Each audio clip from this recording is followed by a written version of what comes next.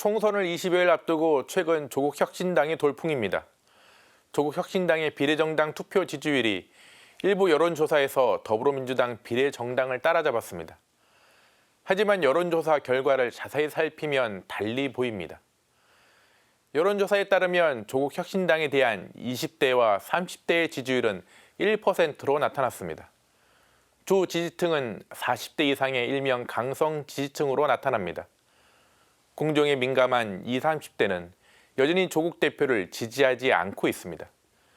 즉, 조국 대표가 무엇을 하던 묻지도 따지지도 않고 지지하는 팬덤 정치가 조국 혁신당 돌풍의 바탕인 것입니다. 비명횡사, 친명횡재, 더불어민주당의 공천을 한마디로 표현한 말들입니다.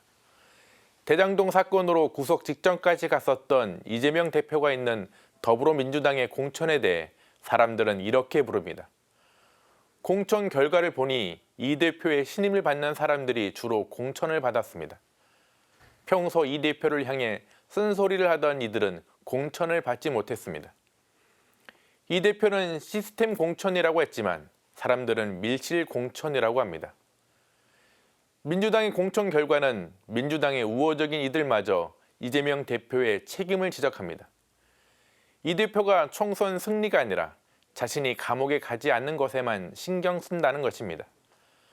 방탄복, 방탄유리처럼 총선을 통해 방탄국회를 만들어 이 대표의 구속이나 체포를 피하겠다는 것입니다.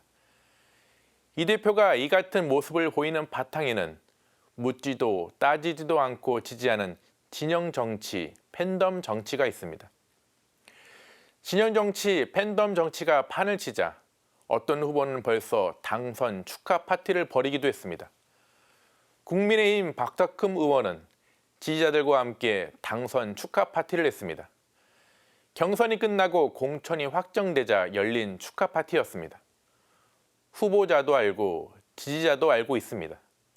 어떻게 하면 정치인으로 오래오래 살아갈 수 있는지 말입니다. 진영 정치, 팬덤 정치만 붙들고 있으면 일부 선거구에서는 공천이 곧 당선이었던 것입니다. 그러니 정치인들은 진영 정치, 팬덤 정치를 없애기보다 더 확장하고 키우려고 합니다. 이런 진영 정치, 팬덤 정치 속에서 각 당의 비전이나 가치가 담긴 공약은 사라졌습니다. 선거일은 한 달도 남지 않았는데 각 정당은 저출산과 기후위기에 대해 어떤 생각과 공약을 가지고 있는지 유권자들은 아무것도 모릅니다. 헌법 불합치 판정을 받은 낙태죄 개정은 논의조차 되지 않고 있습니다.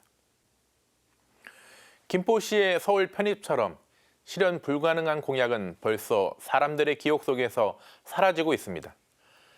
아니면 말고식 공약이 홍수를 이룹니다. 당선의 공약이 무의미하니 전통시장 방문처럼 각종 이벤트가 주요 선거운동이 됐습니다. 진영정치, 팬덤 정치로 시작하는 이번 총선은 87년 민주화 이후 최악의 정당 정치로 흘러가고 있습니다. 하지만 우리의 소중한 선거를 이렇게 만들 수는 없습니다. 유권자가 깨어 있어야 합니다. 상대당에 대한 혐오와 증오심을 유도하는 정치인을 피해야 합니다. 진영과 팬덤이 아닌 깨어있는 마음으로 후보자를 살펴야 합니다. 교회 가르침을 기초로 깨어있는 마음으로 살핀다면 공동체를 위한 진정한 살림꾼이 보일 것입니다. 오늘 사제의 눈 제목은 팬덤 정치와 총선입니다. 혐오와 증오가 아닌 깨어있는 정신으로 바른 투표를 하는 우리 유권자들이 되길 바라며 오늘도 평화를 빕니다.